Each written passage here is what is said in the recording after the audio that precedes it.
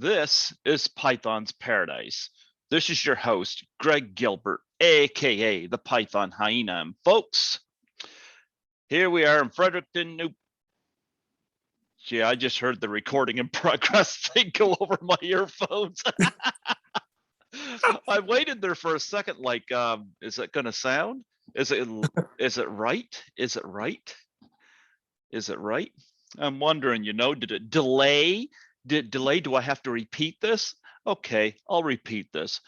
This is Greg Gilbert, host of Python's Paradise, straight out of Fredericton, New Brunswick, Canada. And here we are, Remembrance Day, Veterans Day, November 11th, 2021. And folks, I have a wonderful guest on the show today. I just heard of him during not yesterday's interview, the day before yesterday. I had director Mark Candu on, of the director of Massacre Academy, and he told me about this guy. And he told me about this guy enough. I need to reach out to this guy, and he's a musician to that. So, folks, I give you the wonderfully talented Ray Cygrymus. How do you do, Ray? How you doing, Greg? This is the first time I hear recording in progress, like late into, usually does it right away. Maybe it's you. It's a delay. It's a delay. It's a delay. You there with your doggy? I got a kitty. Yeah, she's I don't know. Stop. Give me 1 second. I'm gonna let her outside. Oh, sure. I'm like looking to see if my kitty is around here, but I think Kitty is staying kind of hidden out of the way because he knows I'm gonna put him on. He knows I'm gonna put him on camera if I do, but yeah. Awesome.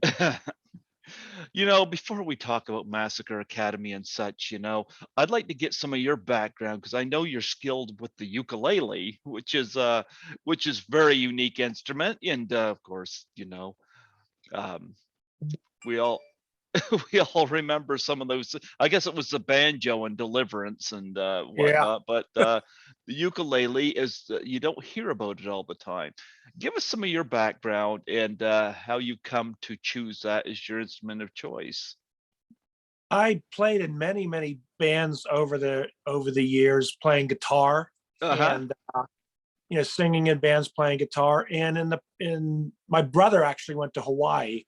And when he went to Hawaii, I this was years ago. I said, "Hey, can you get me a ukulele? And I just want to check it out." So he gets me a ukulele, and I kind of like fell in love with it. And then I'm a music teacher as well. And we started teaching ukulele in school. And once we did that, I realized, man, this instrument that only has 4 strings can do the same as what a guitar can. And I even have an electric ukulele. Like it's a little mini Les Paul, and you put some distortion on it, and it's amazing what the sounds you can get on it. So I just kind of fell in love with it. In fact, the biggest thing is the fact you can sit, watch TV, chill out, and just jam all night. You know what I mean? Like with a big bulky guitar, it's a little bit harder, but I still play guitar. In fact, the song for Massacre Academy, I had to go back to kind of like revisit the guitar when I wrote that song. And it was kind of cool to go back to revisit that. But, I just played many rock bands across the years, and I just kind of fell in love with the whole vibe of the ukulele, tiki and, the sun and surf and all that. And so I kind of like switched over to, doing basically rock covers on the ukulele. It's been a blast. What's your favorite rock cover to do on the ukulele? Ooh, that's a tough one. Okay, actually, you know what it is? I know exactly what it is. I did a cover of the Stones' "Gimme Shelter."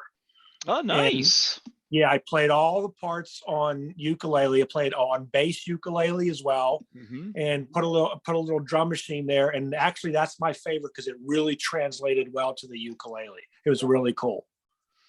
Well, it's always nice when you take an instrument that you don't hear about very often, and you kind of make it your own unique experience, And that's what I'm seeing here. I was looking up stuff on you before having you on here, and I know you're involved in Massacre Academy, but I know you're mainly involved in music, so that's why I had to touch upon that. Now, who were your influences growing up? Oh, big. Well, the one single band that really got me into music was Kiss. Oh, nice. Yeah, like it's funny because my influences, I have two brothers and one sister, but my older brother would listen to movie soundtracks all the time, like Mhm, The Good, the Bad, and the Ugly, and Patton, and mhm. all that kind of classical music that's in movie themes. And my sister was into pop music, like the Beatles and whatnot, and Herman's Hermits and all those kind of things. And so I liked all that. But the day my buddy on our little vinyl turntables, he says, "You got to check this out." He plays Kiss Destroyer, and it's the opening Detroit Rock City. And as soon as he played that, I was like, "Oh my God, this is what I want to do." Just the whole thing. Because I'm involved. I'm also involved in a lot of theater as well as the film and Mhm. stuff. But so I love the theatrical end of Kiss, and just that combined with the music, just that's did it. And then I started guitar lessons shortly after that. So my big influences: Kiss, Led Zeppelin, the Rolling Stones, the Beatles. Basically the heavier classic rock. And I also Nice. remember, funny thing is, Queen. I remember on an old AM radio hearing that beginning of Killer Queen. She keeps them all in a shot. I just, oh my God, I just loved it. It's so lot of the classic rock. That's pretty, and like some of the classical music with movie theme music is what I've really been influenced by. You have any favorite movie theme music? I know you mentioned Good, the Bad, and the Ugly and Patton, but is there anything that stands out to you in terms of that? Yeah, Howard Shore, I believe, the Lord of the Oh, Rings. nice. Howard Shore's done a lot of great stuff, especially Yeah, for like Cronenberg. He's done a lot of stuff with him, and I think he did the music, if I'm not mistaken, for After Hours, Scorsese's movie. yeah. I think so. I have to look that up, but I do know that name. And yes, he does a lot of great stuff. Absolutely. Well, I have Mark Candu on here, and he was sent my way by people involved with Massacre Academy, and Mhm. so I had him on. I'm not involved with the film, but I'm familiar with some of the people involved with it, like Noelle Berger and Troy Elke, and I think Jason Bradford is in it. And I had him come on. He was a great guy to talk to. But here's where your name came up. He said that you have a situation where your spine is being ripped out and you're saying something, and your voice goes into a high pitch. And I said, "Who is that guy? I gotta reach out to him. Oh, Talk love it. about that scene because Awesome. Well, that's that. That scene is a testament to how awesome a director Mark is, because he basically, that was kind of like ad libbed. He said to me, he goes, okay, well now he's pulling out your spine. Maybe you're doing, like you're saying, bro, like so. And so I started thinking in my head. I go, what about? I said, well, would bro have been in the '80s? I go, what about dude? And he goes, okay, well, just try it. Just just do both. So just something occurred to me, because the character Ronnie is a musician. He's in the '80s, so the hair band '80s with all the metal vocals and stuff like that. So I just you know went there, and he's pulling out the spine. I'm like, so I decided I'm going to combine what Mark suggested along with my own thing. So I go, dude, and just like just, and the coolest thing was, we're in McKeesport, and you should have heard that echo through the town of McKeesport at night. It's just, you could hear it all around the buildings, and it was. And Mark goes, "That's it. I want it. Do that." So it was just the funny. He just. I mean, I figured, what? Mark seems really cool. I'm just going to try this. And Mark, he said, "That's it. Keep that. Let's do that." So we did it obviously a couple more times after that, but it was just so fun to be able to do that. That just came an impromptu moment, which you know, it's funny. A lot of people when they watch the movie, they laugh about that, you know, like. And then my daughter, who's is studying nursing, she goes, "Dad, you wouldn't have been able to make that sound when he's pulling out your spine there, like with your vocal cords." And I'm like, well, that's the beauty of movies, you know. Listen, you how did you get involved with Massacre Academy? Because according to IMDb, that's your only credit. So I know you're mainly involved with music, and of course, you play Riot Ronnie. And talk about how you got involved with this movie. Basically, I've done a lot of theater, a lot of musical theater, a lot of theater as well. So Rick Dutro and Stephanie Swift, like Mark was looking for someone to play Riot Ronnie, and they said, we have, you know, we have a person for you. And I've always been wanting to get into film. In fact, ironically, I wanted to do film even more than theater all my life, but just never was in the right groups of people to really do that. I didn't really know too many people that were doing a lot of, you know, film work. It was mostly stage work. And, you know, they kind of recommended me to Mark, and Mark said, "Can you do a, you know, an audition, video audition?" I did. And he said, "You got the part." And, you know, the rest is history. But I'd love to get into doing more theater. I mean, more film work, you know, from this. I'm hoping this is a stepping stone for other opportunities, you know, because I've always pretty much balanced my life between music and theater, you know, so, and with the desire to really do film. So I'm pretty excited about that. Hopefully it leads to other things. Does he go bring you into Wolf Hollow? We've talked about me writing some music for that. Okay.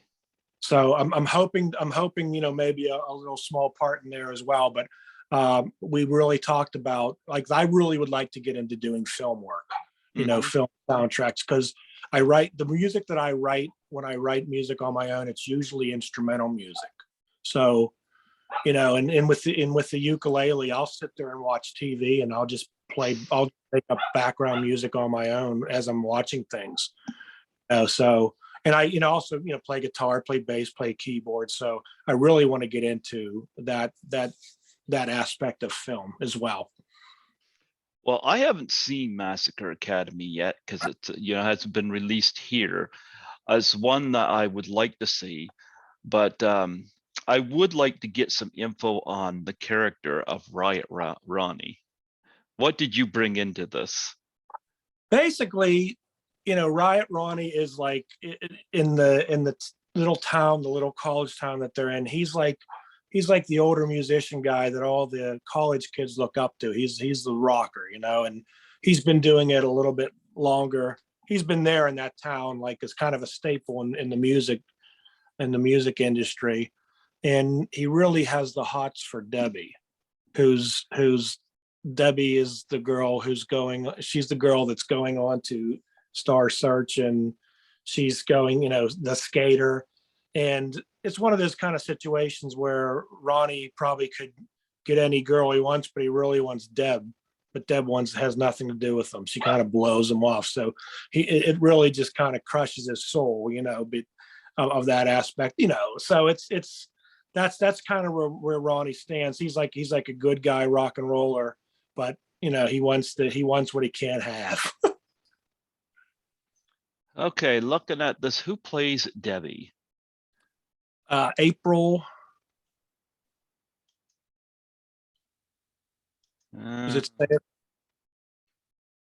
Yeah, I'm not even seeing that come up here. I'm looking at IMDb, of course. So, okay.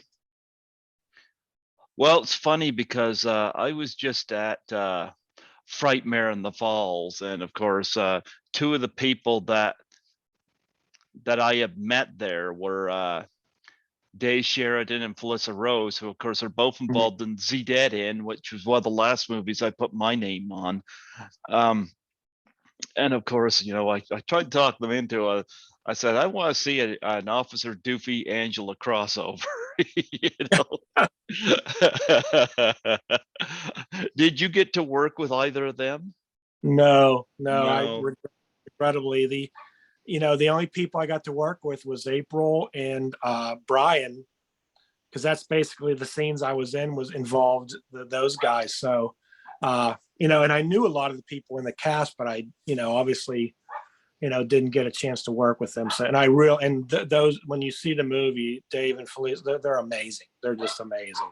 They bring such a cool, what they bring to the movie is just really, really awesome. So, I hope on November 21st, we're having another screening here in Pittsburgh. So I'm going to go to that and hopefully get to meet those guys. Okay. So how many times have you seen the movie now? Probably only about 3 or 4. Okay. And not too many times. Did you have the coolest kill in the movie? You know what? I think you mean getting your spine ripped out while you're singing a high note. I mean, come on. I think it was. I mean, they're definitely a pretty good one. I don't want to let out anything, but the character of Debbie, she had a really good one, but I'm partial though. So talk about the makeup job and getting that done. That was really cool. They actually had measured my back, and Miranda, who did the effects for it, she fabricated this fake spine, and what they did was they had and it was Velcro to my shirt, and then there was like a slit in the vest. So when you see it on film, when I'm running, you see me from the front, so you don't really see it. And then when he does the slash and you hear the sound effect, basically he just takes it, and that's what really added to it. He takes the spine there. When he starts to rip it, you hear even the sound of the Velcro, like as he rips it out there. And they had just blood galore everywhere, and it was neat because the blood was edible. So Miranda gave me a little drink of it. It kind of tasted like Ovaltine. But he ripped that out, and there was like blood everywhere, and it was just really a really cool effect as far as the blood's dripping off the spine and all that. But it was very comfortable. I mean, it was quick, so I really thought that was a very genius way to work that scene out, especially when you see it on there. Okay. Well, talk about what is in store in the future. Like, where are you moving to? Are you gonna get more film work? Or are you gonna do you have some music gigs that are coming up? That because we're in that depending on where people are, depends on what the pandemic is like. I'm getting a little tired of the pandemic. I think you are too. Absolutely. Probably the biggest thing for me, which I'm very, very excited to announce, is I'm going to be a guest artist at the Tampa Bay Ukulele Society Getaway in Tampa Bay, Florida, next year. So they hired me to teach some workshops and to perform at this, and this is one of the biggest ukulele festivals that's out there. It's been going strong for years. It sells out all the time, and the fact that they want me to do that, and I bring the different thing, like when you said about ukulele earlier, like I do a whole different thing with the ukulele, and I'm really hoping that this kind of spreads the word to everyone about what I can do with the ukulele. And that's probably the biggest thing that I have going on, as well as local gigs and other ukulele festivals. But that's my first one where I'm going to be a featured artist, and I'm really pumped about it. And actually, I just came from that event this year. It was this past weekend, and they called me up on stage to jam with everyone and play a couple tunes, and it was neat. It's like people come up to me, can I get a picture with you? Can I all this kind of stuff? So it was really a cool experience to do that. So that's next for me. And I direct high school musicals. That's the next thing that I'm also doing at our high school where I work for. We're going to do Beauty and the Beast. So I kind of get spread around doing all kind of different things in the arts world. So that's what's up, but the biggest thing is the Tampa Bay Getaway that I'm really excited about. Where where's your favorite spot to perform live? Do you have a favorite? In Pittsburgh, you mean, or in general? Anywhere, anywhere. Anywhere where it's warm and there's palm trees and it's sunny and water. That's my place. There you go.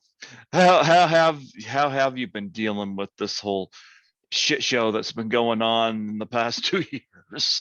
Well, I gotta say, the interesting thing about it is, even though it was terrible and stopped playing out, that's how it kind of happened for me with the ukulele. I started posting. I've been involved in a couple challenges where you post 100 songs in 100 days. So Mm-hmm. a song a day for 100 days. And that's where kind of I got my name out there and people started noticing me from being in these challenges. And I got a YouTube channel together and put a ton of content on there and, gaining followers. And then that's how this Tampa Bay Ukulele Society contacted me from what I was putting out the content. We said, hey, we like what you're doing. We want you to come and be an artist, guest artist at the festival. And so COVID for me was actually a huge positive in that aspect. I just stayed at home and just, recorded music and filmed videos. And it really, it started to have me to go somewhere. You know how it is. You play in bands all your life, local bands, and you always have that aspiration to do something more outside your little bubble.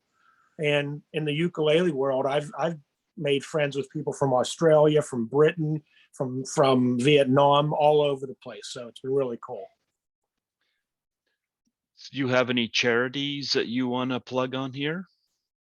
Yeah, the Ukulele Kids Club, I think, Mm-hmm. was a great one. They provide instruments and lessons for kids that are hospitalized, and they give them a ukulele, and and volunteers go around and they teach them, how to play ukulele. And I think uh, it's a great organization. I've donated to them and done some things with them before, and I think they're wonderful. Okay. And you mentioned your YouTube channel. Talk Yeah, about web pages, anything like that, where people can get hold of you. yeah. My YouTube page is Surfin RZ. So that's SURFN, like surfing, like you're out there surfing. RZ-RZ. So RZ comes from, people always say, "What's that mean?" Well, I have friends who used to where they would call me Razy, so I figured, okay, RZ Razy, Surfing RZ. So that's my Facebook page and my YouTube page. So if any listeners out there, check it out, and I'd love your support. Check out what I do. If you like it, subscribe, like and subscribe. But Surfing RZ on YouTube. Absolutely. Well, Ray, it's been wonderful having you come on here today and hear about your high-pitched scream in Massacre Academy. I'm actually more interested to see that film just for that scene now. So Mark can do mention that, and I was like, who is that guy? I got to have him on here and Oh, hear. at last. Unfortunately, your sister was so critical of it, huh? Yeah, absolutely. Oh well. Well, you know what? It was wonderful having you come on here today and talk about your music and talk about Massacre Academy and hopefully maybe they can get you in a part in Wolf Hollow. I love it. There you go. Absolutely. Well, Ray, thank you so much. God bless you, and thank you for the honor today. All right. Thank you. Absolutely. You take care. Hey, you too. Take care. Yeah. Bye bye.